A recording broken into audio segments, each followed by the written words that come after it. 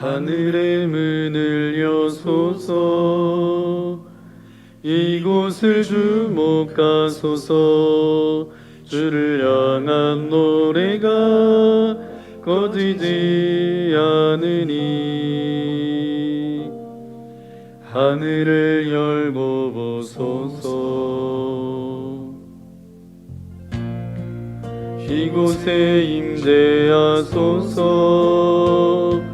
주님을 기다립니다. 기도의 향기가 하늘에 닿으니 주여 임재하여 주소서. 이곳에 오셔서 이곳에 앉으소서. 이곳에서 드리는 예배를 받으소서. 주님의 이름만이 오직 주의 이름만 이곳에 있습니다. 이곳에 오셔서 이곳에 앉으소서. 이곳에서 드리는 예배를 받으소서. 주님의 이름만이 오직 주의 이름만 이곳에 있습니다. 주님의 이름만이 오직 주의 이름만 이곳에 있습니다.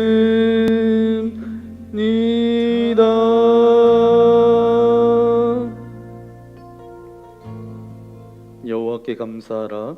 그는 선하시며 그의 인자하심이 영원함이로다. 이제 이스라엘은 말하기를 그의 인자하심이 영원하다 할지로다. 아멘.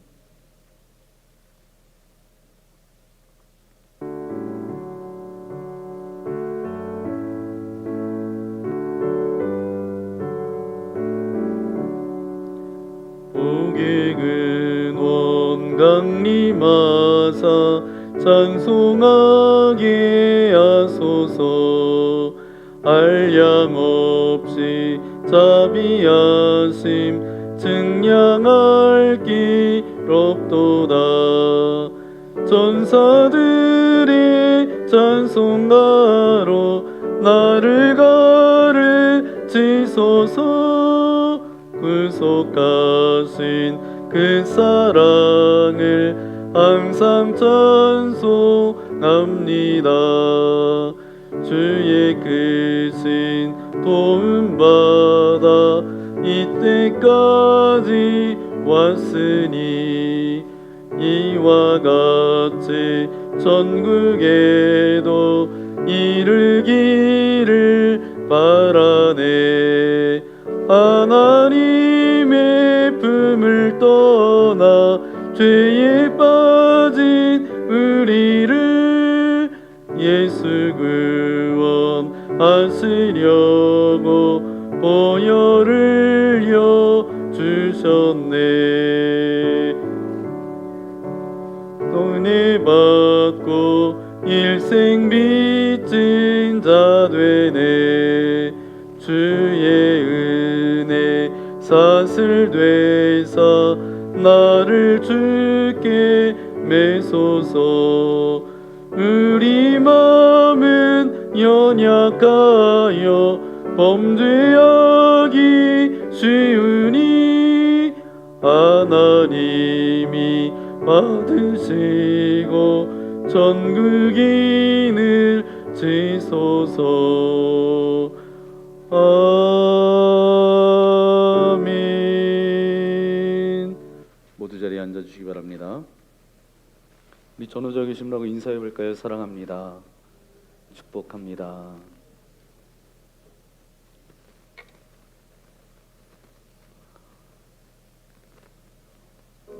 네, 오늘 아침에 제가 보니까 영하 7도, 좀 전에 보니까 영하 8도, 굉장히 추워졌는데 날씨뿐만 아니라 또 여러분의 매스컴을 통해서 여러 가지 들려지는 이야기가 우리의 마음을 힘들게 하고 어렵게 합니다.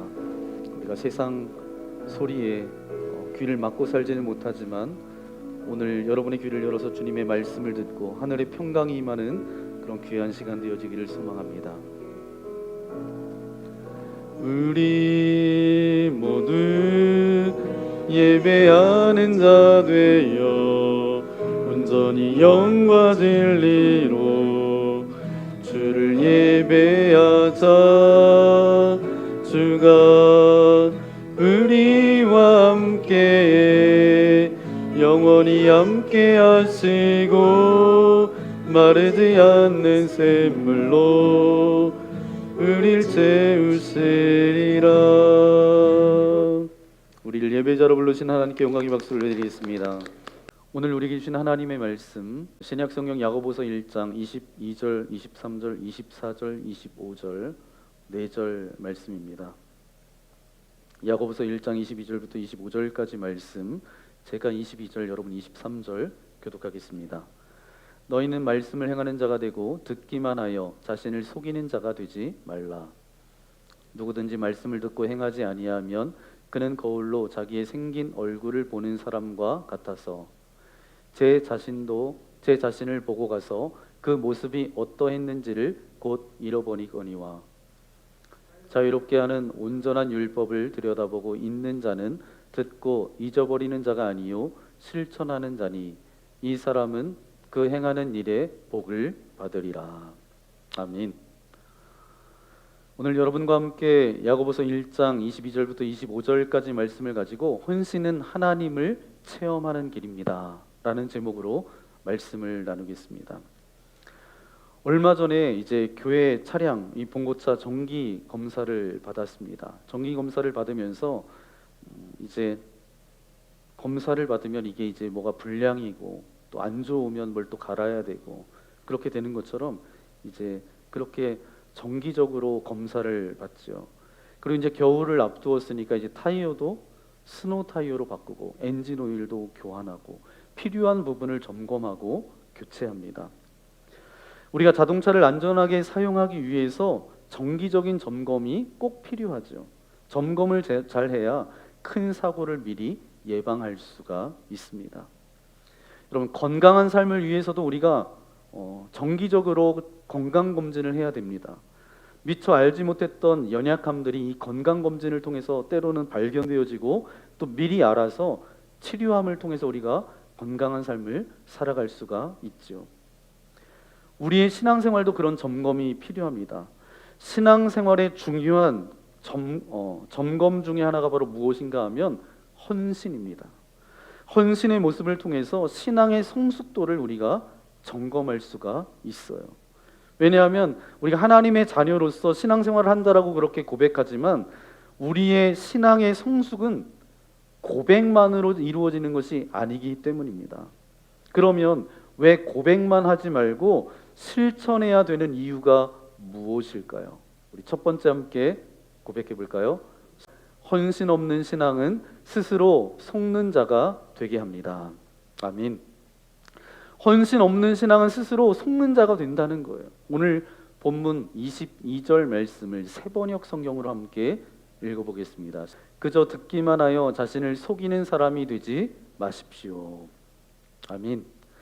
말씀을 듣기만 하고 실천하지 않는 사람은 자기 스스로를 속이는 사람이 된다는 거예요. 남도 속일 뿐만 아니라 자기 스스로도 속게 된다라는 것이죠. 예를 들면 나는 아닌 것을 아는데 다른 사람 앞에서 맞는 것처럼 하면 그건 뭐예요? 거짓말하는 거죠. 사실은 가진 것이 없는데 다른 사람 앞에서는 가진 것이 많다라고 한다면 그것은 남을 속이는 것입니다. 그러나 자기 자신은 속은 것은 아니죠. 그런데 반면 나 자신도 속고 있고 다른 사람도 속고 있는 경우가 있습니다. 자기 자신도 진짜가 아닌데 다른 사람에게도 그거인 것처럼 하는 경우가 있어요. 예를 들면 어렸을 때부터 교회에서 자라왔거나 신앙이 좋은 부모님 밑에서 자랐거나 아니면 아내와 남편 중 신앙이 굉장히 좋은데 마치 그것 때문에 나도 신앙이 좋은 것처럼 착각하고 있는 것, 그런 것이죠. 그러나 오늘 우리의 신앙이 그것 때문에 드는 것이 아니에요. 오늘 우리들의 신앙이 그 마지막 목적이 뭐예요? 믿는 것과 아는 것이 하나가 되어서 그리스도의 장성한 믿음의 분량까지 자라가는 거죠. 그런데 믿는 것과 아는 것이 하나 되는 것, 하나가 된다는 것은 뭐죠? 말씀을 듣는 것으로 끝나는 것이 아니라 그 말씀이 내 삶 가운데 적용되어야 한다는 것입니다. 그런데 오늘 우리들이 실천해 보지 않으면 내 믿음이 좋은 것처럼 그렇게 속고 있을 수 있다는 것입니다. 어떤 분들 보면 이제 덩치가 굉장히 좋고 이제 근육이 이렇게 붙어서 이렇게 있는 사람이 있어요. 덩치가 큰 사람 있죠. 겉으로 볼 때는 어때요? 건강해 보입니다. 그러나 그 사람이 건강한지 건강하지 않은지 어떻게 알 수 있어요? 운동해 보면 알 수 있어요.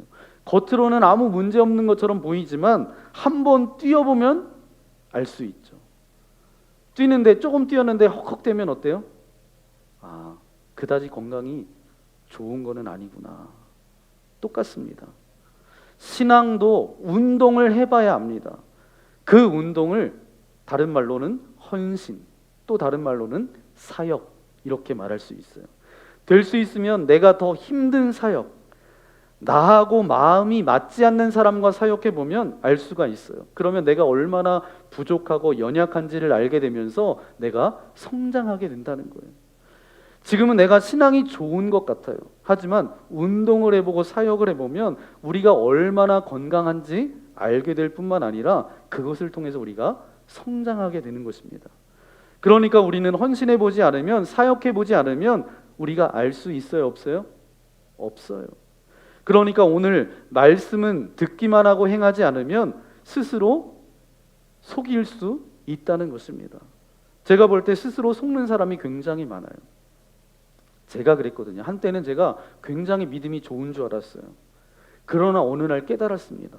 정말 교만하고 부족하고 하나님의 은혜가 없으면 단 한순간도 살아갈 수 없는 그런 존재구나. 사역해 보니까 알겠더라고요. 제가 싫은 사람하고 동력해 보니까 알 수 있더라고요. 교회에서 사역을 하다 보니까 별별 사람을 다 만납니다. 그전에는 저는 성품도 좋고 제가 이 정도 인격이면 됐다 싶을 정도로, 그래서 좀 착하고 그런 사람인 줄 알았어요. 그랬는데 나도 별 수 없구나, 그렇게 무너지더라고요. 그것을 깨달으면서 주님 앞에 기도하게 되고 겸손해지면서 또 낮아지면서, 그러면서 신앙이 자라나게 되는 것입니다. 그래서 우리가 듣기만 하면 스스로 속을 수가 있습니다. 제가 예전에 서울에 있는 교회에서 이제 사역할 때가 있었어요. 교회 학교를 가르치는 여자 전도사님이 계셨습니다. 그런데 교회 학교를 담당했으니까 잘 해야 되는데 아이들을 잡는 거예요. 아이들을 잡는 거예요. 그래서 제가 전도사님 불러서 전도사님 그러지 말라고 그랬더니 이 전도사님이 입에 거품을 물면서 뭐라고 이야기하냐면 부모들이 자녀 교육이 잘못됐다라고 하면서 막 불평과 불만을 토로하는 거예요. 그런데 이 여자 전도사님이 조금 시간이 지나서 결혼하고 아이를 낳다 보니까 교육 철학이 완전히 바뀌더라고요. 무슨 이야기예요? 우리들이 정말 헌신해보고 사역해보고 행동으로 옮겨봐야지 그때 자기 자신을 발견하게 된다는 거예요. 그렇지 않으면 속을 수 있어요. 그러니까 여러분 스스로 좋은 척 속았다가 나중에 큰 코 다치지 말고 행동으로 옮기셔야 합니다. 참된 헌신은 자신의 신앙의 모습을 가감없이 보여주죠. 구원의 기쁨과 감격이 있는지, 말씀의 인도하심을 내가 따라가고 있는지, 내 삶의 우선순위가 성서적 세계관에 입각해서 내가 살아가고 있는지, 우리의 생각이 아니라 우리의 삶의 모습을 통해서 발견할 수 있기 때문입니다. 그렇기 때문에 헌신하고 사역에 참여해야 돼요. 그러면 두 번째, 우리가 왜 고백만 하지 말고 실천해야 되는 이유, 두 번째 우리 함께 고백하겠습니다. 헌신의 유익은 헌신하는 자에게 있습니다. 아멘. 말씀을 듣고 잃어버리는 자가 아니라 실행하는 사람에게 그 행한 일로 복을 받을 것이다. 25절에 그렇게 말씀하고 있어요. 우리가 착각하지 말아야 될 것이 있는데요. 우리들이 하나님의 말씀을 열심히 행동으로 옮기고 실천하면 그것이 하나님께 유익이 되고 유익이 된다라고 그렇게 생각하는 사람이 있어요. 그것은 근데 착각입니다. 여러분, 여기에 컵에 뭐가 있죠? 컵에 물이 있어요. 이 물을 한탄강에 이렇게 부었어요. 그러면 한탄강 수위가 얼마나 올라갈까요? 요만큼 올라가요. 그런데 수위가 올라갔는지 느낄 수 있을까요? 없을까요? 느낄 수 없어요. 이 그냥 컵 한 잔 요만큼의 유익만 있을 뿐이죠. 여러분, 우리의 헌신의 유무와 상관없이 하나님은 하나님이십니다. 우리의 헌신으로 인해서 하나님의 존재가 달라지지 않아요. 헌신은 하나님의 유익을 위해서가 아니라 우리 자신의 유익이 있기 때문에 하는 것입니다. 어떤 유익이 있냐면, 첫 번째는 뭐냐면 스스로 속지 않게 됩니다. 빨리 깨달아서 자신을 먼저 알게 된다는 거예요. 두 번째, 하나님의 말씀을 듣고 행동에 옮기다 보면 점점 죄로부터 자유로워져요. 죄라는 것이 굉장히 요상합니다. 이것과 같아요. 뜨거운 난로가 여기 있어요. 이제 요즘 추우니까 이제 난로 따뜻한데 그렇게 우리가 가잖아요. 난로가 있어요. 손을 갖다 대었는데 오랫동안 이렇게 됐어요. 손을 난로에 대니까 어때요? 오랫동안 이렇게 대고 있으면 갑자기 더 가까이 가다가 보면 이게 난로에 손이 닿잖아요. 그럼 뜨거워서 뜨거워. 그럼 죄로부터 떠났지만 고통이 있어요. 그 고통이 조금 가나요? 고통이 오랫동안 갑니다. 물집이 생기면서 터지면서 흔적이 남기고 흉터가 남아요. 죄라는 것이 이와 똑같습니다. 나도 모르는 순간에 죄가 들어오면 나도 모르게 고통을 받게 됩니다. 그리고 이것이 죄라는 것을 깨닫고 돌아서도 여전히 그 흔적이 남아서 오랫동안 나를 아프게 합니다. 그렇기 때문에 죄로부터 점점 멀어져야 돼요. 그런데 언제 멀어지느냐? 하나님의 말씀을 듣고 열심히 순종하고 행동하다 보면 죄로부터는 멀어지게 되는 것이죠. 제가 예전에 이제 담당했던 사역 가운데 하나가 뭐냐면 노인대학, 은빛대학이라는 그 어르신들을 섬기는 그 사역을 담당했던 적이 있습니다. 제가 이 사역을 담당했는데 아주 열심히 하는 여자 권사님이 한 분 계셨어요. 그런데 이 권사님이 오셔서 스스로 이렇게 이야기하는 거예요. 제가 이런 사람이 아닌데 은혜 받고 많이 변화됐다고. 그래서 매주 교회에 나와서 목요일마다 이 은빛대학을 섬기니까 남편이 당신 사람 됐다. 그렇게 말했대요. 그리고 이 사역을 하면서 돈도 많이 벌었대요. 아니, 그래서 어떻게 돈을 벌었냐고 그렇게 물어봤더니 이 여자 권사님이 이렇게 이야기하는 거예요. 본인은 원래 과소비하는 여자였대요. 그러니까 쇼핑 중독자였다는 거예요. 모든 스트레스를 쇼핑으로 푸는 거예요. 그래서 카드빚이 너무 많이 생겨서 남편과 싸우고 집안에서 하루도 편할 날이 없었다는 거예요. 그런데 하나님의 말씀을 받고 은혜를 받아서 이 사역을 하면서 너무 바빠서 돈 쓰러 갈 시간이 없다는 거예요. 무엇보다도 쇼핑에 관심이 없어졌대요. 그래서 돈이 많이 굳었대요. 그러니까 말씀을 듣기만 하지 말고 행동으로 옮길 때 죄로부터 자유로워지는 거예요. 아이들 잠자기 전에 여러분도 아이들한테 맨날 잔소리처럼 했던 말은 뭐죠? 네, 양치하고 자라고. 근데 아이들이 좋아해요, 싫어해요? 싫어해요.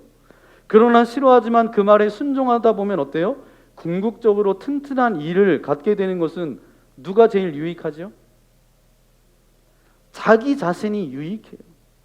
하지만 계속 사단은 우리 유혹해 옵니다. 우리는 연약하기에 예전으로 돌아가려고 하는 습성이 남겨져 있어요. 그래서 세상적인 것이 그립고 세상 친구들하고 비교하게 되고 그러다 보니까 그런 유혹들이 계속 찾아옵니다. 그러기에 우리에게 필요한 것은 뭐예요? 훈련이 필요합니다. 여러분, 내가 헌신하기로 결정한 그날부터 딱 되던가요? 아니면 수없이 실패하나요? 수없이 넘어지고 실패합니다. 내가 포기해야만 하는 것, 내가 손해보는 것들이 마음을 불편하게 할 때가 있다는 거예요. 내가 하나님의 뜻대로 살다 보니까 내가 치열한 세상 속에서 생존하면서 살아갈 수 있을까? 남들은 악착같이 자기 욕심을 챙기고 그렇게 살아가는데 이것저것 봉사하고 헌신하고 하나님의 뜻대로 살아가면서 과연 내가 저런 사람들과 경쟁해서 이길 수 있을까? 내 친구들은 저렇게 잘 노는데 나만 외톨이가 되는 것은 아닌지, 이런저런 것 때문에 주저주저 한다는 거예요. 그런데 하나님께서는 마태복음 6장 25절에 우리에게 이렇게 말씀하고 있습니다. 함께 읽겠습니다. 그러므로 내가 너희에게 말한다. 목숨을 부지하려고 무엇을 먹을까 또는 무엇을 마실까 걱정하지 말고 몸을 감싸려고 무엇을 입을까 걱정하지 말아라.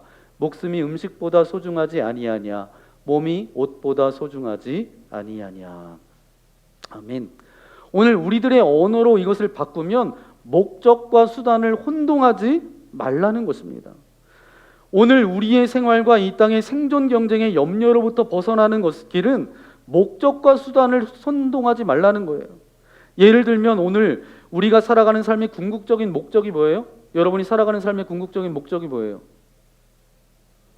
행복하게 살려고 그렇게 살아가잖아요. 그런데 오늘 우리가 행복이라는 목적은 사라지고 행복하게 하는 수단들이 목적이 돼서 목적과 수단이 그렇게 헷갈려서 그렇게 살아간다는 거예요. 오늘 우리들이 무엇을 입을까, 무엇을 먹을까, 무엇을 마실까 걱정하지 말라는 이야기는 무엇인가 하면 마태복음 6장 32절 말씀, 이 모든 것은, 우리 함께 읽겠습니다. 이 모든 것은 모든 이방 사람들이 구하는 것이요 너희의 하늘 아버지께서는 이 모든 것이 너희에게 필요하다라는 것을 아신다. 아멘. 여러분, 중요하지 않기 때문에 걱정하지 말라는 이야기가 아니에요. 너무 중요하기 때문에 걱정하지 말라는 것입니다. 왜냐하면 그것이 중요하다는 것을 누가 알고 계세요? 하나님이 이미 알고 계세요. 그러면서 무엇을 이야기하냐 하면 33절입니다. 함께 읽겠습니다. 너희는 먼저 하나님의 나라와 하나님의 의를 구하여라. 그리하면 이 모든 것을 너희에게 더하여 주실 것이다. 아멘. 이 이야기가 뭐예요? 우선순위를 올바로 하라는 이야기입니다. 걱정과 근심과 염려로부터 자유로워지는 법은 우선순위를 잘 지키라는 거예요. 여러분, 인생은 출장이다. 제가 가끔 이제 장례식에 가면 그렇게 말씀을 드리는데 우리의 인생의 마지막 결론은 이 땅이 아니에요. 인생이 출장이라고 생각하면 여러분 우선순위를 제대로 지키면서 살아가라는 것입니다. 이 땅에서 나의 사명이 무엇인지를 발견하고 이 땅에 나를 허락하신 하나님의 뜻이 무엇인지를 발견하고 그 사명과 그 뜻을 위해서 살면, 회사에서 여러분 출장 보내면 어때요? 출장 보낼 때 출장 가서 되어지는 모든 비용을 회사에서 책임져요, 안 져요? 책임져요. 그렇게 책임지는 것처럼 하나님께서 우리의 삶을 책임져 주시지 않겠느냐라는 것입니다. 왜 염려가 많은가 하면 우리가 출장비를 그냥 벌어가면서 출장 가서 그 모든 일을 하려고 할 때에 이런 일들이 발생한다는 거예요. 그래서 너희들이 수단과 목적을 혼돈하지 말고 정말 염려할 것들을 버리고 우선순위를 제대로 하면 염려가 해결되어질 것이다. 이렇게 말씀하고 있는 거예요. 오늘 본문 야고보서 1장 25절 말씀해 보니까 행함으로써 복을 받으라, 그렇게 말씀하고 있어요. 그런데 결정은 여러분의 몫입니다. 우리가 세상의 가치관으로 조금 못 벌 수 있어요. 조금 그렇게 손해 볼 수는 있지만 행복이라는 차원에서는 절대 후회하지 않는 삶을 살게 됩니다. 그러니까 그것이 여러분의 믿음의 분량이라고 생각합니다. 우리가 하나님의 은혜를 받고 이제는 진짜 주님의 뜻을 따라 헌신하며 살고 싶어요. 그런데 그렇게 마음 먹고 간 날 집에 가보면 어때요? 집이 거의 난장판입니다. 그러면서 마음이 그냥 전쟁터예요. 수많은 마음들이 우리의 마음 가운데 교차합니다. 헌신, 사역, 내가 꼭 해야만 하는가? 아니야, 내가 하나님의 사랑받은 자로서 내 삶을 통해서 어떻게 하나님께서 역사하시는지 체험해야지, 그 복을 누려야지. 여러 가지 마음이 교차한다는 거예요. 그런데 여러분 그거 아세요? 내 마음에서 가장 강한 마음이 내 마음을 이끌고 가요. 오늘 하나님의 말씀을 듣고 여러분의 마음속에, 지금 여러분의 마음속에 하나님이 강하세요? 그런데 여러분 마음 가운데 하나님이 강하세요? 그 강한 마음이 우리의 마음을 끌고 간다니까요. 우리의 마음에 수많은 생각이 없는 건 아니에요. 그런데 은혜는 이 모든 것을 압도해 버립니다. 그래서 두려워하지 않고 강하게 선포할 수 있고 담대하게 나아갈 수 있어요. 제일 강한 마음이 그 마음을 이끌고 가는 거예요. 여러분 안에 하나님의 마음이, 하나님의 은혜가 강하면 다시 말해 하나님의 은혜와 자비와 사랑을 깨닫는 사람은 헌신하지 않을 수 없다는 거예요. 이유는 뭐예요? 주님의 은혜가 너무 강하기 때문에. 헌신에 대한 두려움, 부담감, 어려움들이 여러분 안에 그런 것들이 있으면 압도되기 시작합니다. 여러분 하나님 앞에 은혜 받는 삶을 살아간다라고 하는 것은 더 이상 내가 그어놓은 선이 아니라 주님의 마음, 하나님의 마음이 우리 가운데 보이기 시작할 때 그 마음에 우리가 반응하는 거죠. 제가 요즘 가장 많이 기도하는 건 이 기도를 많이 합니다. 하나님, 우리가 가지고 있는 우리의 신앙의 기준이 아니라 하나님 마음을 우리 가운데 보여주옵소서. 그래서 하나님이 어떤 마음을 우리에게 보여주시면 그 마음, 그 뜻을 내가 이루며 살아가는 인생 되어지기를 소망합니다. 근데 저와 여러분 어때요? 언젠가부터 우리의 마음이 딱딱하고 굳어지고 익숙해져서 구원의 감격도, 하나님을 향한 감사도 잃어버린 것은 아닌지 우리 스스로를 되돌아봐야 합니다. 제가 미국에 갔을 때 두 번째 갔을 때였던 것 같아요. 대전에서 함께 이제 사역했던 목사님 한 분이 이제 미국으로 가서 목회를 하시게 됐는데, 미국에 가면 캐나다 거의 접경에 버팔로라는 지역이 있습니다. 그래서 버팔로 윙 이런 거 있잖아요. 그래서 그 버팔로라는 지역에서 목회를 하고 계셨는데, 이 목사님 댁에서 나야가라 폭포 아시죠? 이 캐나다하고 미국하고 접경에 나야가라 폭포가 있는데 버팔로에서 20분에서 25분밖에 안 걸려요. 그래서 제가 그 목사님께 여쭤봤어요. 목사님, 나야가라 폭포 가보셨어요? 좋죠? 아, 너무 좋아요. 그러면서 이 목사님 뭐라고 이야기하시냐면, 제가 너무 여기에 오래 살다 보니까 나야가라가 너나가라가 됐어요. 잘 간다는 거예요? 안 간다는 거예요? 처음에는 나야가라 가서 이제 산책도 하고 너무 좋았다는 거예요. 그런데 이제는 나야가라가 아니라 너나가라가 됐다는 거예요. 하도 많이 가다 보니까 새롭지 않기 때문에 하나님 너무 중요한 분인데 익숙해지니까 감사함을 잃어버려요. 여러분, 해 아래 사는 그 해 아래의 관점을 가진 사람이 있고요, 해 위에 관점을 가진 사람이 있어요. 해 아래의 관점을 가지고 있는 사람은 어때요? 하나님이 배제된 삶을 전제로 깔고 인생을 해석하면서 살아가는 사람입니다. 영원한 것도 없고 만족할 것도 없고 새로운 것도 없고 모든 것이 다 헛되다. 근데 해 위의 관점을 가지고 살아가는 사람이 있어요. 하나님을 끝까지 신뢰하면서 하나님의 영원한 것들을 사모하며 살아가는 삶. 이 삶에는 공허함도 없고요, 기쁨과 감사가 있고 부족해도 충만하고 절대로 헛되지 않은 것을 깨닫게 됩니다. 그래서 말씀을 실행하는 사람은 그 행한 일로 복을 받을 것이다. 그렇게 말씀하고 있는 거예요. 그러면 마지막 세 번째 우리 함께 고백해 볼까요? 헌신은 하나님께 나를 위해 일할 수 있는 기회를 드리는 것입니다. 아멘. 마가복음 12장 말씀해 보니까 가난한 한 여인 과부가 드렸던 두 렙돈의 이야기가 나옵니다.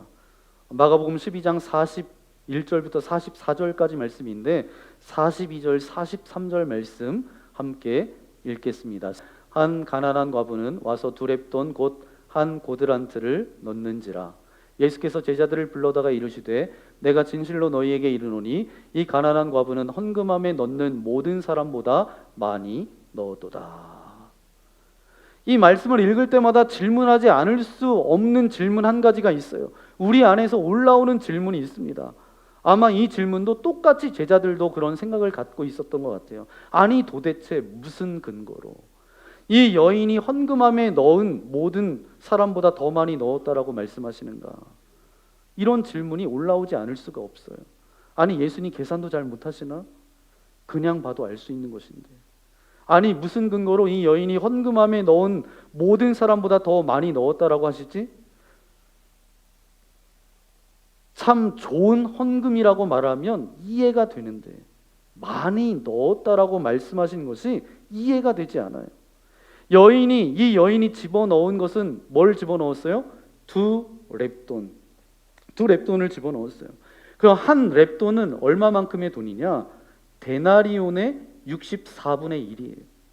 그럼 데나리온은 얼마만큼이냐? 노동자가 하루 품삯이 데나리온 한 데나리온이에요. 그래서 예수님께서 포도원 비유를 보면 한 데나리온씩 그렇게 주잖아요. 지금으로 비유하기는 어렵지만 그래도 비교해 보면 2렙돈을 지금의 돈으로 환산해 보면 10,000원도 안 되는 돈이에요. 아니, 그것보다 훨씬 작아요. 한 몇천 원 되는 정말 적은 돈입니다. 그런데 그 적은 돈을 집어넣었는데 무슨 근거로 가장 많이 넣었다라고 말씀하시는가? 왜 그렇게 말씀하셨는지 그 근거를 다음 절에 보면 알 수가 있는데 44절 말씀 함께 읽겠습니다. 그들은 다 풍족한 중에서 넣었거니와 이 과부는 그 가난한 중에서 자기의 모든 소유 곧 생활비 전부를 넣었느니라 하시니라. 아멘. 그것은 바로 뭐냐? 그 가난한 중에서 자기의 모든 소유 곧 생활비 전부를 넣은 것이기 때문에. 이것은 무엇을 말하는가? 여러분, 주님은 이 순간 절대로 퍼센테이지를 말씀하고 있는 것이 아니에요. 이렇게 이해하는 분들이 계세요. 부자가 1,000만 원 중에 100만 원 하면 몇 프로예요? 10%밖에 안 되지만 가난한 과부는 10,000원에서 10,000원을 헌금했으면 몇 프로예요? 100% 아니냐? 그러니까 100%와 10%의 차이가 아니냐? 절대 아닙니다. 우리 주님은 그 퍼센테이지를 따지는 분이 절대로 아니세요. 만약에 그렇게 한다면 참 깝깝하죠. 아니, 우리가 헌금할 때마다 주님께서 너 몇 프로냐? 그렇게 따지고 계시면 세금 징수하는 분도 아니고 그렇게 따지는 분이 아니세요. 그러면 뭐냐? 예수님께서 말씀하신 이 표현 속에는 두 가지 의미가 담겨져 있습니다. 그 두 가지, 이 두 가지를 통해서 참된 헌신이 무엇인지 보여주는 그 본질을 우리에게 말씀해주고 계세요. 주님의 이야기는 이것입니다. 첫 번째로 주님이 이 과부의 헌금을 보고 가장 많이 낸 헌금이라고 말씀하신 까닭은 어떤 의미냐? 이 가난한 과부는 다른 어떤 사람보다 자기의 마음을 가장 많이 넣었다. 생활비 전부를 넣은 것은 헌금하는 그 순간 그 여인의 마음을 그대로 보여주고 있습니다. 여러분, 먹고 사는 것이 중요해요? 중요하지 않아요? 안 중요한 사람이 어디 있겠? 안 중요하지 않은 사람이 어디 있겠어요? 생활비가 없는 것은 굶는다는 것이기 때문에 얼마나 절박하겠습니까? 그런데 그것을 넣었다라는 것은 무슨 뜻이에요? 그 생활비가 중요한 것보다 더 하나님을 사랑한다라는 뜻이에요. 그것이 이 여인의 마음입니다. 내가 먹고 사는 것이 중요한 것은 알지만 내 삶의 환경이 필요한 것을 이제 무엇인지 알지만 그러나 이것보다도 더 주님을 사랑한다. 이것이 바로 그 여인의 마음입니다. 비록 이 여인은 과부예요. 삶의 환경은 힘듭니다. 먹고 사는 것이 정말 어렵지만 그렇기 때문에 때로는 하나님을 원망할 수도 있겠지만 그 여인은 그런 여인이 아니었어요. 그럼에도 불구하고 이 여인은 여전히 하나님을 사랑하는 마음이 있었어요. 여전히 하나님을 믿는 그 믿음이 있었어요. 그래서 가지고 있는 것으로는 먹고 살아야 될 2렙돈밖에 없지만 이것이라도 기꺼이 드리고 싶은 마음, 이것이 바로 이 여인의 마음이에요. 여러분, 그 사람의 마음은 돈 앞에서 어떤 태도를 취하느냐에 있어요. 그 사람의 인격도 신앙의 수준도 그때 다 나타나게 되어 있습니다. 여러분, 헌금은 마음을 드리는 것입니다. 진정한 헌신은 마음을 드리는 것입니다. 드리고 나서 그 결과로 하나님과의 관계가 더 깊어져야 돼요. 그런데 그렇게 되려면 그 가운데 마음이 들어가 있어야 돼요. 마음이 들어가 있어야 순수한 것이고 마음이 들어가 있어야 결과가 아름다운 것입니다. 헌금은 물질이 아니라 하나님께 사랑과 존경과 감사의 마음을 드리는 거예요. 헌신도 마찬가지입니다. 진정한 헌신은 뭐예요? 우리의 뭘 드리는 거예요? 마음을 드리는 거예요. 이 가난한 과부를 향해서 주님이 가장 많이 넣었다라고 하는 근거는 뭐냐? 그 여인이 누구보다도 가장 많이 마음을 넣었다라는 거예요. 이게 바로 헌신의 이야기입니다. 지금 이 자리에 있는 여러분들도 주님 앞에 다른 어떤 것보다 마음을 가장 많이 넣을 수 있기를 주님의 이름으로 간절히 축원합니다. 그게 바로 진짜 헌신입니다. 두 번째, 주님께서 가장 많이 넣었다라고 하셨던 이유, 이 가난한 과부는 하나님께 가장 많은 기회를 드렸다라고 하는 뜻입니다. 가장 많은 기회를 드렸다. 하나님을 향한 신뢰를 드렸다. 그렇게 볼 수가 있어요. 참된 헌신은 하나님께서 나를 위해 일할 수 있는 기회를 드리는 거예요. 우리가 하나님께 헌신하고 드리는 것이 하나님께 무슨 큰 도움이 되는 것도 아니에요. 그런데 헌신이 귀중한 것은 뭐죠? 그렇게 하나님께 내어드릴 때, 그때부터 하나님께서 그 삶 가운데 일하신다라는 것입니다. 그래서 헌신한 사람은 하나님을 너무나 감동적으로 체험하게 되어 있어요. 이전에 그 과부가 먹었던 빵은 고통스러운 눈물의 빵이었을 거예요. 그러나 하나님 앞에 드린 다음에 하나님께서 먹이시는 그 빵은 어때요? 더 이상 빵이 아니라 하나님의 손길, 하나님의 만지심입니다. 삶을 하나님께 드리지 않고서는 하나님을 구체적으로 경험할 수가 없어요. 내가 내 마음대로 막 살면서 하나님은 들어오지 못하게 울타리를 견고하게 쳐놓고 있는데 하나님이 어떻게 역사하십니까? 나를 위해서만 하나님을 믿는 사람은 아무리 믿어도 공허해요. 제가 말씀을 준비하면서 제 마음속에 새삼스럽게 깨달아진 것이 있어요. 내가 거룩해서 드리는 것이 아니라 내가 하나님의 기쁨이 되는 곳에 있으면 거룩해지는 거예요. 그래서 로마서 12장 1절에 이렇게 말씀하고 있습니다. 함께 읽겠습니다. 그러므로 형제들아, 내가 하나님의 모든 자비하심으로 너희를 권하노니 너희 몸을 하나님이 기뻐하시는 거룩한 산 제물로 드리라. 이는 너희가 드릴 영적 예배니라. 아멘. 관점을 바꿔야 돼요. 우리의 신앙생활은 나를 위해서 하나님을 믿는 것에서 이제는 하나님을 위해서 내가 살아야 돼요. 그게 바로 뭐라고요? 그게 헌신이에요. 그렇게 살아갈 때 그 가운데 하나님의 아름다운 축복, 정말 귀한 은혜가, 또한 하나님의 임재하심을 경험하는 행복이 있게 될 줄 믿습니다. 그렇게 살아가는 저와 여러분 되어지기를 소망합니다. 헌신은 뭐라고요? 사역은 뭐라고요? 하나님을 체험하는 길입니다. 기도하겠습니다. 주님 감사합니다. 오늘 거룩한 주일 아침 우리를 이곳으로 불러주시고 주의 말씀을 듣게 하신 아버지 하나님 감사합니다. 헌신은 하나님을 체험하는 길입니다. 헌신 없는 신앙은 스스로 속는 자가 되게 합니다. 헌신의 유익은 헌신하는 자에게 있습니다. 헌신은 하나님께 나를 위해 일하실 수 있는 기회를 드리는 것입니다. 주님, 우리가 헌신하며 주님의 공동체 여러 가지 사역을 감당하며 나아갑니다. 이것이 올무가 되거나 짐이 되거나 안타까움이 되지 않도록 인도하여 주시고 오히려 하나님의 은혜를 경험하는, 하나님을 체험하는 그런 길이 되어줄 수 있도록 아버지 하나님 함께하여 주옵소서. 그런 고백을 담아서 이 시간 함께 결단의 기도를 드리기 원합니다. 기도하겠습니다. 귀하신 주님 감사합니다. 거룩한 주일 이 아침에 저희들을 이 자리로 불러주시고 주님을 예배할 수 있도록 인도하신 아버지 하나님 감사합니다. 자동차도 건강